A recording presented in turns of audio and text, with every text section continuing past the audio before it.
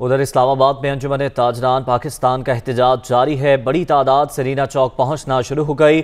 انتظامیہ کی جانب سے کنٹینر لگا کر راستوں کو بند کر دیا گیا ہے۔ مزید تفصیلات جان لیتے ہیں، ہمارے ساتھ موجود ہے ہماری نمائندہ اسما شوکت۔ اسما، بتائیے گا کیا آپ دیکھ رہی ہیں مناظر؟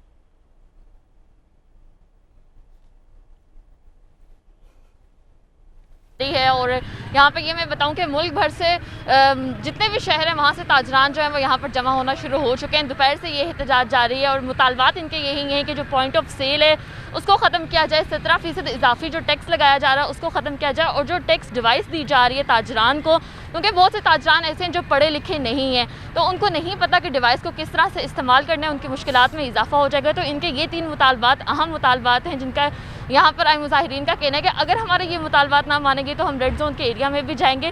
اس حوالے سے بڑی تعداد یہاں پر پولیس کی بھی موجود ہے، رینجرز کی نفری یہاں پر تعینات کی گئی ہوئی ہے، اضافی نفری ہمیں یہاں پر نظر آ رہی ہے، اور ریڈ زون کی طرف جانے والے جتنے بھی راستے ہیں ان کو بند کر دیا گیا ہے۔